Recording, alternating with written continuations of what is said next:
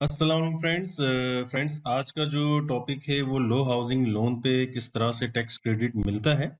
उस tax credit की calculation, उसका मेथड क्या है और किस सेक्शन के अंडर आता है, प्लस इसको रिटर्न फाइल में हम किस तरह से पुट कर सकते हैं, ये हम सारी चीजें आज के लेक्चर में देखेंगे।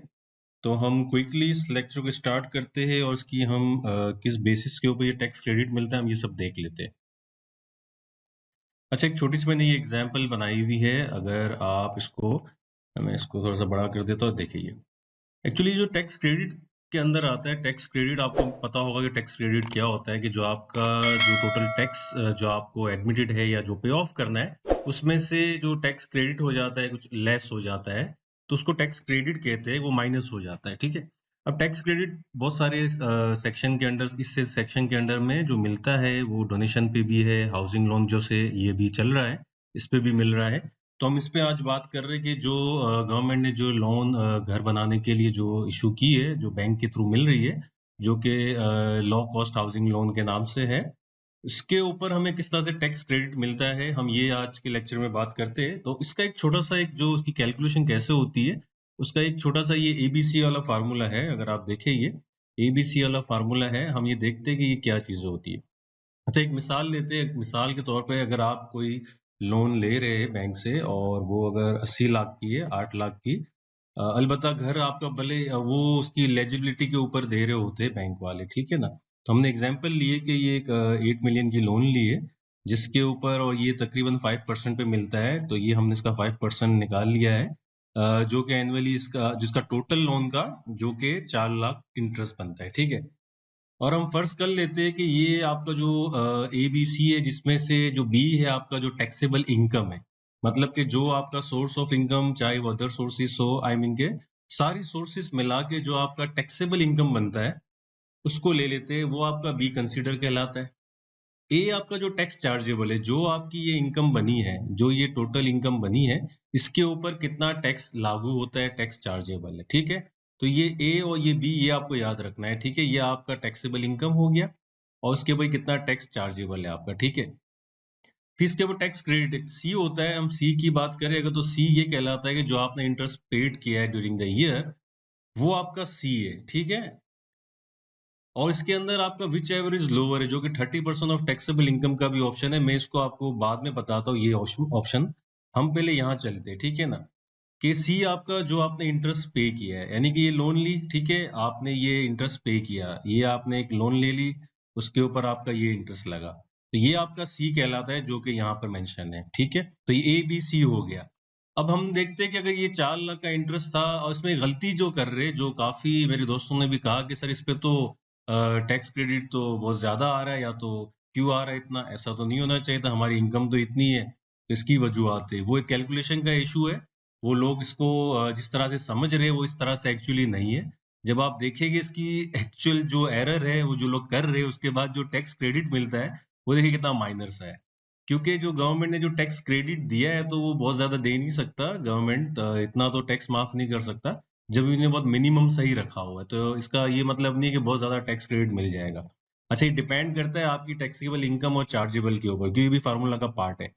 तो अगर हमारा ये, हम अज्यूम कर लेते हैं यहाँ के टैक्सेबल इनकम ये है, चार्जेबल टैक्स चार्जेबल ये है, और जो टैक्स क्रेडिट है वो उसको हम फार्मूले के तहत देखते हैं, तो ये इतना बनता है। बेस्ड ऑन दैट ये फार्मूला मैं दोबारा डालता हूँ ताकि आपको समझ आए कि देखिए, ए डिवाइड बाई बी, ए आपका ये था 4,40,000, जो कि आपकी इनकम पे टैक्स लग रहा था, और बी आपका जो आपका ये इनकम है, हमने ये ले लिया, फिर मल्टीप्लाई बाई ये आता है आपका सी। सी यानी कि जो आपका लोएस्ट, यानी कि विच एवर इज लोएस्ट, जितना इंटरेस्ट पे किया, हम अभी सी के ऊपर यहाँ तक लेते हैं, इसके बाद हम देखते हैं। तो देखिए, तो ये 70,400 आता है। यहाँ गलती क्या हो रही होती है, देखिए, अब आपको इतना टैक्स साल का जो दे रहे हो, उसके ऊपर से इतना आपका लेस हो जाएगा, और टैक्स पेबल आपका फिर इतना बन जाएगा। यानी कि जो टैक्स चार्जेबल था आपका 4,40,000, उसमें से ये आपका लेस हो जाएगा 70,400, और आपको ये 369,600 पे करना होगा। अच्छा, इसमें जो गलती आ रही है वो क्या है लोगों के समझने में। लोग कैलकुलेशन कर लेते हैं, होम लोन ये है, इंटरेस्ट पेड ये है, टोटल लोन अगर आपको 8 लाख की, 80 लाख की मिल रही है, तो उसके ऊपर आप ये जो लगा रहे हैं 5%, तो आप टोटल लोन पे लगा रहे हैं कि भाई 80 लाख के ऊपर ये है। बट आप ये भूल जाते हैं कि आपने ये लिए थे फॉर एग्जांपल 10 साल के टेन्योर के लिए। तो ये एनुअल बात हो रही है कि total interest paid during the year. तो देखा जाए तो सिर्फ 40,000 पे किया है। 4 लाख तो टोटल इंटरेस्ट बन रहा है। आपको लेना है साल का जितना आपने इंटरेस्ट पे किया। आपके पास शेड्यूल होगा, जैसे गाड़ियों के लोन का होता है, घर के भी लोन का आपको शेड्यूल मिला होगा। और अगर आप 12 महीने में जो आप अमाउंट पे कर रहे हो उसके अंदर देखेंगे कि जो इंटरेस्ट पेड हुआ है, सिर्फ और सिर्फ इंटरेस्ट पेड की बात हो रही है, वो टैक्स क्रेडिट का हिस्सा बनती है।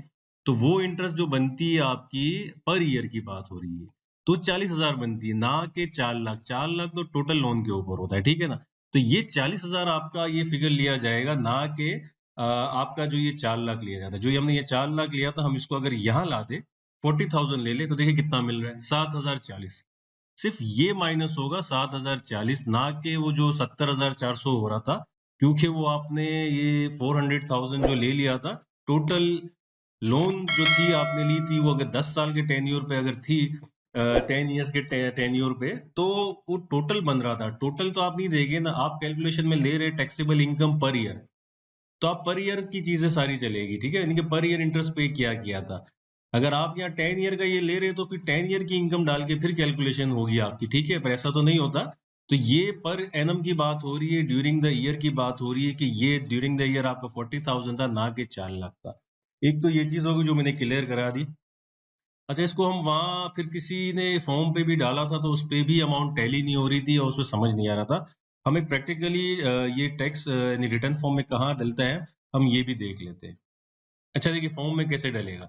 अच्छा, मैंने एक एग्जाम्पल पहले से बना ली है। ये देखिए, मैंने यहाँ पर अदर सोर्स में 25 लाख ले ली थी, जो हमारी एग्जाम्पल में भी था, ठीक है। ये हमने 25 लाख ले लिए है, जो कि टैक्सेबल इनकम थी, जो कि हमने यहाँ मेंशन कर दी, ठीक है। अब हम कंप्यूटेशन में आते हैं। तो जो इसके ऊपर टैक्स चार्जेबल बन रहा है, देखिए कि अब नॉर्मल टैक्स ये है, टैक्स चार्जेबल 4,40,000 बन रहा है, ठीक है। हमने यहाँ 4,40,000 ले लिया टैक्स चार्जेबल। तो ये दो दो पार्ट तो आ गए हमारा, ए एंड बी जो आ चुका है, ठीक है। ए एंड बी हमारे पास आ चुका है ये, ठीक है। अब हम क्या करें, हमें क्या चाहिए होगा, अब ये जो इंटरेस्ट पे किया हुआ है ये, ठीक है। हमारा जो इंटरेस्ट पे किया हुआ है, जो विच एवर इज, यानी कि जो लोअर है, अगर हमारा साल का 40,000 पे किया हुआ है तो क्या बनना चाहिए, टैक्स क्रेडिट वहां किस तरह से मिल रहा है। तो हम यहाँ देखते हैं कि अगर अच्छा ये डालेगा कहाँ पर, ये डलना यहाँ पर चाहिए। देखिए, अगर आप यहाँ देखिए अलाउंसेस, रिडक्शन एंड क्रेडिट्स में, हम यहाँ आ जाते हैं अलाउंसेस, डिडक्शन और टैक्स क्रेडिट में। अगर आप यहाँ टैक्स क्रेडिट का एक देखेंगे टैब, तो यहाँ पर एक प्लस का निशान दिखेगा, बटन आ रहा होगा, आप यहाँ पर आ जाएंगे और यहाँ पर देखिए लो हाउसिंग लोन वाला आ रहा होगा ऑप्शन आपके पास, ये रहा लो housing loan under section 63A के अंदर। जो भी टैक्स क्रेडिट में जो चीजें अलाउ की गई है, वो सारे आपको यहाँ पर सेक्शन मिल जाएंगे। ये बहुत सारे सेक्शन है जहां पर आपको टैक्स क्रेडिट मिल सकता है। हम अभी बात कर रहे हैं interest paid on low cost housing loan, जो कि अंडर सेक्शन 63A के तहत है, ठीक है। हम यहाँ जाते, अब यहाँ हमें क्या मेंशन करना है, देखिए ये लिखा हुआ है tax credit for interest paid, ठीक है। इंटरेस्ट जो पे किया आपको वो मेंशन करना है, ना कि आपको ये पूरा का पूरा 80 लाख रुपए डाल दिया, ऐसा नहीं है, ठीक है। किसी ने ये भी किया होता कि यहाँ पर ऐसा लोन की अमाउंट डाल रहे, बट ये क्यों ऐसा आ रहा है, तो वो लोन की अमाउंट नहीं डालनी होती आपको, एक्चुअली ये इंटरेस्ट पे किया हुआ है आपने वो डालना होता है। इंटरेस्ट पे कितना हुआ है, टैक्स रिटर्न फाइल कर रहे हैं आप एनुअली, तो आपको एनुअली टैक्स रिटर्न में कितना पे किया था आपने, 40,000, हम यहाँ 40,000 डाल देते, ठीक है। तो जब यहाँ 40,000 डाल के आप कैलकुलेट करेंगे, तो ये आपका वही ABC वाला फार्मूला लेके देखिए, ये आपको 7,040 खुद ही कैलकुलेट करके दे देगा, जो कि हमने यहाँ कैलकुलेट किया था। जो हमने यहाँ टैक्सेबल इनकम डाली थी, टैक्स चार्जेबल ये था, इस फार्मूले के तहत देखे तो टैक्स क्रेडिट 7,040 मिला था, ठीक है। ये हम 40,000 जो ले रहे थे, गलती हम कर रहे थे पहले के, ये हम जो ले रहे थे, ये हम 4 लाख ले लेते थे लोग, काफी ये लोग गलतियां कर रहे हैं। तो देखिए 70,400 का जा रहा था, इतना टैक्स क्रेडिट तो नहीं हो सकता, क्योंकि हम ये पूरे 10 साल का इंटरेस्ट पे करके दिखा रहे थे। आपको ऐसा नहीं करना, आपको ये पर एनम का लेना है कि जो साल में आपने इंटरेस्ट पे किया है, ठीक है। तो ये आपको बात आज क्लियर हो गई कि ये टैक्स क्रेडिट इस तरह से डलता है, इंटरेस्ट की अमाउंट डलती है यहाँ पर, और ये जो टैक्स क्रेडिट है यहाँ आ जाता है। तो आप जब कंप्यूटेशन में आएंगे, तो जो आपके 4,40,000 था, उसमें से देखिए 7,040 लेस हो गया। अब जो आपका एडमिटेड इनकम टैक्स है, देखिए 4,32,960 आ गया। तो ये आपका एक्चुअली अब पेएबल है। अब ये जो था 440 नहीं रहेगा, इसमें से हमें ये टैक्स क्रेडिट मिल गया, जो कि माइनस हो गया, और 4,32,960 का अमाउंट था जो हमने बनाया था यहाँ, वही मिल गया। अच्छा, इसमें एक और चीज थी जो किसी ने अच्छा सवाल किया था कि सर हम तो ये housing loan as a investment के लिए ले रहे होते, और जब ये लोन लेते हैं और घर हम ले लेते हैं, तो हम इसको रेंट पे दे देते, एक तरह का, ठीक है, बिजनेस भी कह सकते हैं, इन्वेस्टमेंट भी कह सकते हैं। तब लोन ताकि उनके रेंट से पे हो रही होती। और अगर आप रेंट पे आते तो वो क्या कहलाएगा, एक कॉन्सेप्ट था कि अगर आपने इसको रेंट पे दे दिया आपने, ठीक है ना, अगर आपने इसको रेंट पे दे दिया और आपकी अगर मंथली अगर आपको रेंट भी मिल रहा है, अगर आपको 50,000 का मिल रहा है, ठीक है, और अगर आप इस पे आपका सामने से भी रेंट जो आ रहा है वो अगर आपको 40,000 आ रहा है आपका, ठीक है, तो ये क्या होगा, इसको आपको जो अगर रेंट मिल रहा है तो ये आपका रेंटल इनकम का पार्ट हो जाएगा, ठीक है। अगर आपने कोई हाउसिंग लोन से लोन ली है और वो आपने अगर रेंट पे दे दिया है, और जो आप पे कर रहे हैं ये आप पे कर रहे हैं, ठीक है ना, ये आप मंथली पे कर रहे हैं आप, ठीक है, और ये आपको रेंट रिसीव हो रहा है वहां से, तो ये होगी कैसे कैलकुलेट, ये आपका फिर एक तरह का रेंटल इनकम हो जाता है, राइट।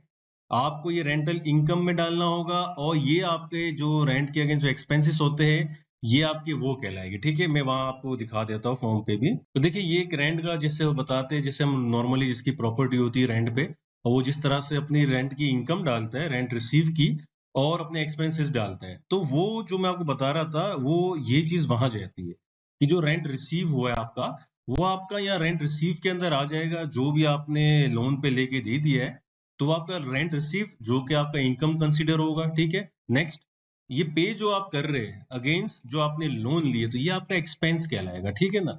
आप इसको एक्सपेंस करेंगे अगेंस्ट आपके रेंट के अगेंस्ट, ठीक है। ये रेंट रिसीव हुआ, ये आपका इनकम का पार्ट बनता है, ठीक है। तो ये आप ये ना सोचे कि ये पता नहीं चलता कि हमने तो एक तरह का इन्वेस्टमेंट की, हमारा तो रेंट भी आ रहा है और इसके अगेंस्ट हम पे कर रहे हैं। तो इसकी जो मेथड था टैक्स रिटर्न फाइल करने में वो इस तरह से होता है। नंबर 1, आपको सबसे पहले ना टैक्स क्रेडिट की एंट्री करनी है, ठीक है। आप टैक्स क्रेडिट की करेगा देन आप ये कीजिएगा, वरना क्या हो रहा होगा कि अदर सोर्स के अंदर ये आपकी इनकम को एड ऑन करेगा ये, ठीक है। आप दोनों तरीके से भी कर सकते हैं, आप करके आप चेक कीजिएगा, थोड़ा बहुत फर्क आ जाएगा, ज्यादा नहीं तो थोड़ा बहुत फर्क आएगा, क्योंकि जो आपकी इनकम आपने जो दिखाई होगी रेंट रिसीव की और जो आपके लोन पे कर रहे होगे वो आपके आसपास ही होगा। क्योंकि ऐसा तो नहीं होगा कि कोई मंथली आप अगर लोन पे कर रहे 40,000 का, तो आप अगर इसको रेंट अगर आप ले भी रहे होगे तो आप 50,000 ले रहे होगे, 50 नहीं तो आप 40 ले रहे होगे।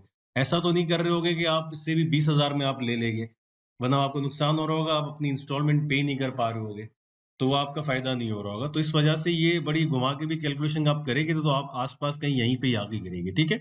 तो ये हमने एक समझ लिया कि ये किसी ने पूछा था कि ये सर रेंट इनकम होगा तो क्या होगा अगर हम इसको रेंट पे देते हैं और वो भी लोन पर, अगर हाउसिंग लोन है। तो ये मिनिमम सा एक टैक्स क्रेडिट है जिसमें आपको इस तरह की कैलकुलेशन से बहुत छोटा सा क्रेडिट मिलता है जो कि एनुअल पे मिलता है, ठीक है। अगर इसमें कोई आपको कोई कंफ्यूजन है, कोई सवाल है, तो जरूर आप मुझे वीडियो के कमेंट्स में आप पूछ सकते हैं या तो व्हाट्सएप पे वॉइस भेज सकते हैं। थैंक यू, दुआ में याद रखेगा। अल्लाह हाफिज।